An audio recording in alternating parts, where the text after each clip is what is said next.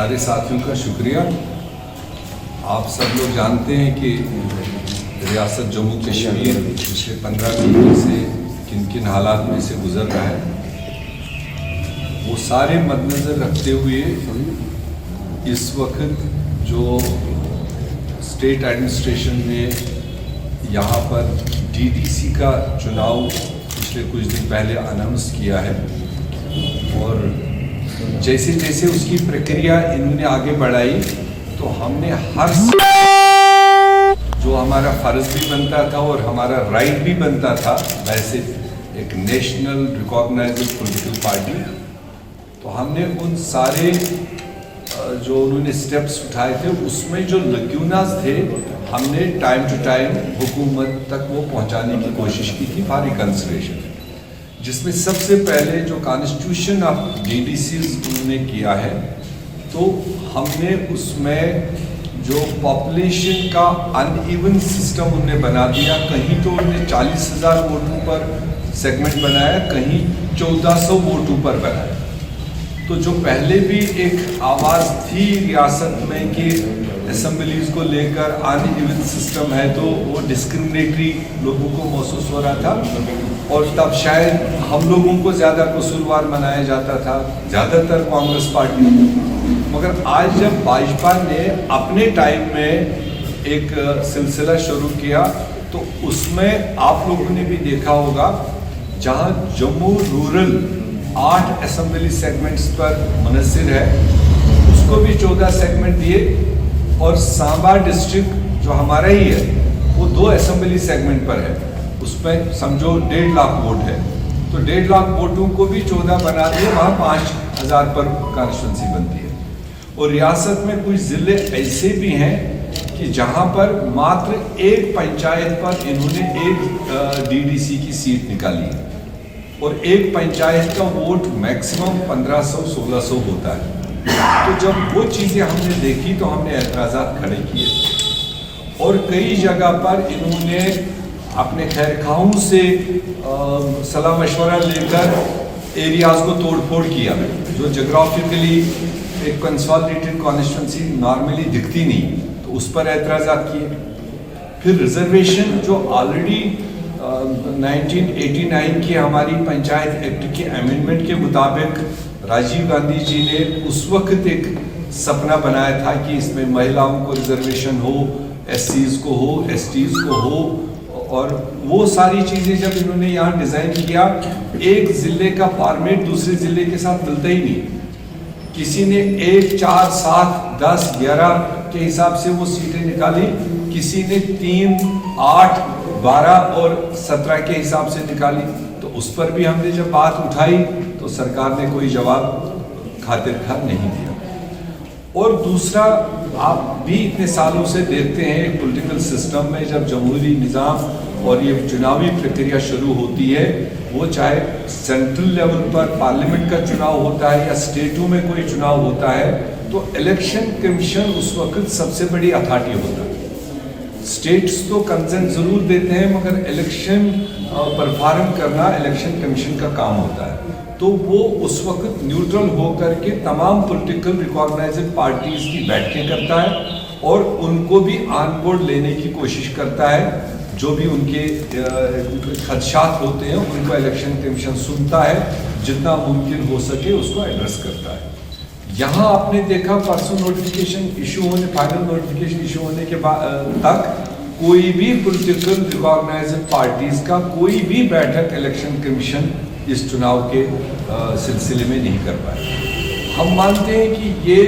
चुनाव, अगर असेंबली चुनाव, ये कई रीजन से कहा कि अभी नहीं हो सकता है, अभी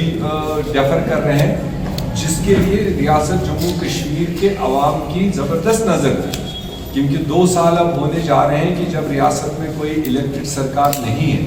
तो रियासती अवाम की नज़र थी कि ये सरकार असेंबली चुनाव पहले कराएगी, और असेंबली में मात्र 7 सीटें क्रिएट करनी है जो रीऑर्गेनाइजेशन एक्ट के मुताबिक है। तो 7 सीटें क्रिएट करने में ये अभी तक 1 साल से ज़्यादा टाइम हो गया, उसको तो कर नहीं पाए, मगर 280 सीटें क्रिएट करने में इन्होंने 24 घंटे लगा दिए। और अगर ये 280 सीटें क्रिएट करने में 24 घंटे ही लग गए तो 7 सीटें भी किए जा सकते थे। और हमारा ये मानना था कि अगर जिला पंचायत के इतने बड़े चुनाव के साथ में अगर असेंबली भी साथ में होता तो शायद लोगों के जो जज्बात थे, लोगों के जो ख्वाहिशात थे, वो भी उसमें साथ साथ एड्रेस हो सकते। और लास्ट और फाइनल जो हमने सवाल उठाया, हमने आज ही सुबह एक high level team election commissioner के पास भेजा। अपनी जो हमारे कंसर्न्स थे हमने उन तक ये बाज़ाब्ता पहुंचा दिया। मेरी कल रात में भी चीफ इलेक्टोरल ऑफिसर से बात हुई तो उन्होंने एश्योर तो कर दिया कि आप हमारे पास भेज दीजिए क्या क्या मामला है, हम उनको देखेंगे। अब उनके हाथ में तो ज़्यादा रहा नहीं, मगर एक चीज़ अभी भी है, इतना बड़ा चुनाव कराने के लिए जो सिक्योरिटी कंसर्न्स है। जब इन्होंने पंचायतों का चुनाव किया तो उस वक्त कहा कि हमने 100% चुनाव किया, चिड़िया नहीं मरी। मगर अब 2 साल के बाद दिखाए कि 13,000 वैकेंसीज खाली थी। जब हमने तब कहा था कि ग्राउंड पर सिचुएशन मुनासिब नहीं है, तो उस वक्त आंख में धूल झोंक करके उन्होंने देश को दूसरे तरीके से गुमराह किया कि 100% चुनाव हो। और 2 साल बाद कह रहे हैं कि 13,000 वैकेंसीज 5 सरपंचों की खाली है, उनका भी आज चुनाव करवा रहे हैं। और उसके साथ में 280 सीटें ये जिला पंचायत की, और उसी के साथ लेफ्ट ओवर 234 सीटें जो म्यूनिसिपल कॉरपोरेशन काउंसिल और कमेटीज में खाली है। तो देखा जाए इस वक्त ये जम्मू कश्मीर में तमाम चुनावों से बड़ा चुनाव, चाहे लोकसभा के चुनाव होते हैं चाहे असेंबली के चुनाव होते हैं, उनसे 3 गुना बड़ा चुनाव, जिसको इन्होंने 8 फेजेस में लोगों के सामने रखा है। हम कहते हैं जब इतने बड़े नेटवर्क के साथ इतनी ज्यादा वैकेंसीज को फिलअप करने की इनकी सलाहियत अगर हम मान ले तो फिर 90 सीटें और इसमें डाल देते, वो भी इसमें पूरा कर लेते, साइमल्टेनियस चुनाव उसको भी कर लेते। जहां कहीं कहीं पर 5 सरपंच और जिला पंचायत के लिए एक वोटर को 3 वोट डालने जनरल पब्लिक को, तो वहां चौथा वोट भी डाल देता तो कम से कम स्टेट के एक्सचेकर पर असर भी नहीं पड़ता और लोगों के मन में ये अनसर्टेनिटी भी नहीं रहती, जिसको लेकर सारी सियासतें थी। जो पीछे से 15 महीने से कई सवाल खड़े हुए हैं, जो फैसले लिए गए हैं, तो उनको एड्रेस भी हो सकता था। जब असेंबली बन जाती तो अपनी असेंबली उसको अपने तरीके से देख लेती। तो कुल मिलाकर सिक्योरिटी की गारंटी स्टेट ने ली है। आपने लेफ्टिनेंट गवर्नर के बयान भी सुने हैं और इलेक्टोरल ऑफिसर ने भी कल हमको यही कहा, और आज भी हमारी रिप्रेजेंटेशन देने के बाद उन्होंने कहा वी विल टेक केयर, हम यूनिफॉर्मल तरीके से मतलब सबको इसमें फैसिलिटेट करेंगे। तो ये सारी चीज़ें देखकर कांग्रेस पार्टी कभी बैकाटी तो नहीं रही है। 136 साल पुरानी पार्टी है। जमहूरियत को पनपाने में, मजबूत करने में हमेशा कांग्रेस पार्टी ने फ्रंट रोल प्ले किया है।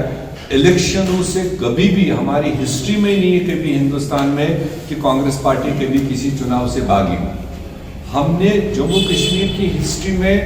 एक चुनाव से पैर पीछे रखा, जो इससे पहले वाला BDC ब्लॉक डेवलपमेंट काउंसिल का चुनाव लास्ट ईयर अक्टूबर-नवंबर में हुआ था, क्योंकि उस वक्त भी हमारे कंसर्न सिक्योरिटी के थे। हमारे मैक्सिमम लोग या तो हाउस अरेस्ट थे या तो जो खुल गए थे उनको सिक्योरिटी नहीं, मूवमेंट नहीं अलाउ कर रहे थे। तो हमने उस वक्त भी एडमिनिस्ट्रेशन को कहा कि या तो हमारे लोग रिलीज करो या जो रिलीज है उनकी मूवमेंट फैसिलिटेट करो। जब उस पर उन्होंने कोई जवाब नहीं दिया, कोई गारंटी नहीं ली, तो हमें मात्र एक चुनाव में उस वक्त अपना पैर पीछे रखना पड़ा कि हम अपने लोगों को मतलब धकेल नहीं सकते। तो आज बाय एंड लार्ज रिलीज है, सारे जो पॉलिटिकल लोग हैं वो सारे रिलीज हैं। सिविलियन कुछ अलग अलग